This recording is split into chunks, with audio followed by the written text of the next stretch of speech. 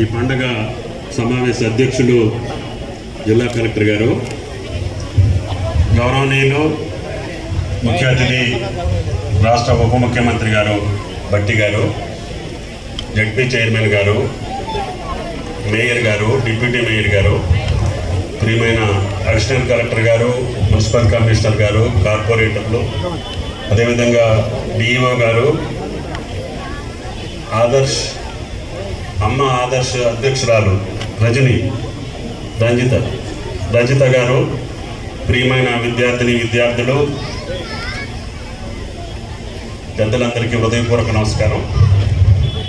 భట్టి గారు చెప్పినట్లుగా మార్పు రావాలి, ప్రభుత్వం రావాలి అనే ఒక నినాదంతో కాంగ్రెస్ పార్టీ ఎన్నికల ప్రచారంలోనే చెప్పింది.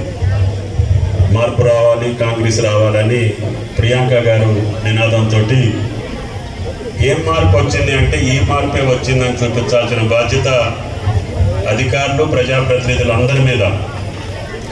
అంటే విధ్వంసమైనటువంటి, చిత్రమైనటువంటి, ఒక రకమైనటువంటి ఇండిసిప్లిన్ తోటి వ్యవస్థలన్నీ కూడా కొంత ఇబ్బంది పాలైనాయి. అన్నింటినీ గాడిగా పెట్టాల్సిన అవసరం ఉంది, మళ్ళీ సక్రమంగా నడుపుకోవాల్సిన అవసరం ఉంది, ఆ మార్పుకి నిజమైన అర్థం ఇవ్వాల్సినటువంటి అవసరం ఉంది.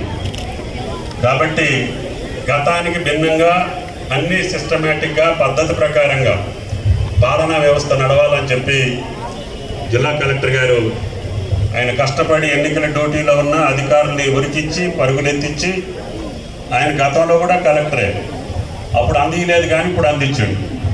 అంటే అది మార్పు. అంటే ప్రభుత్వం ఆయనకి సహకరించింది.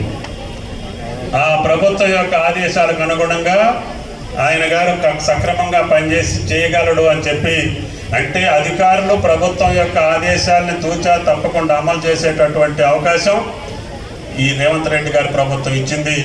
దానికి అనుగుణంగా విద్యా, వైద్యం మీద ప్రధానమైనటువంటి ఫోకస్ పెట్టాలని చెప్పి ఈ ప్రభుత్వం యొక్క ఆలోచన.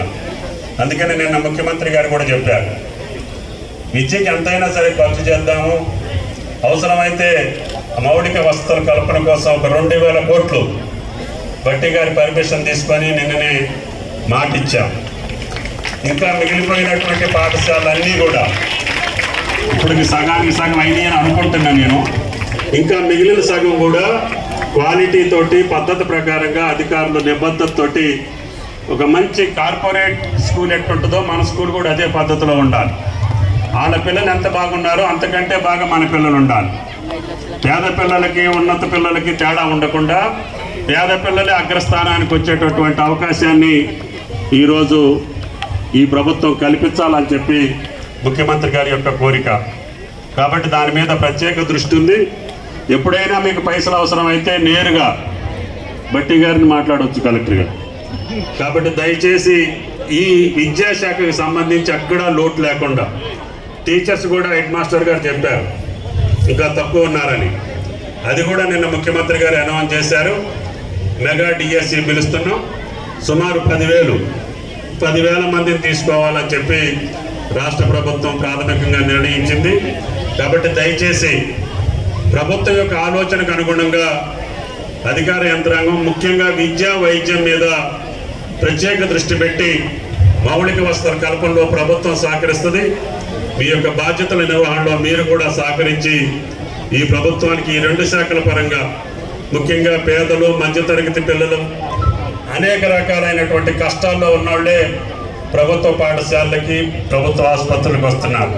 కాబట్టి వాటిని వాళ్ళకి అందుబాటులో ఉంచడమే కాకుండా ఆధునిక విద్య, ఆధునిక వైద్యం కూడా వాళ్ళకి అందేటట్లుగా చూస్తే ప్రభుత్వ పాఠశాలలో చదివిన వాళ్ళే ఉన్నత స్థానాల్లోకి వెళ్ళినటువంటి సంగతి మీ అందరికీ తెలుసు.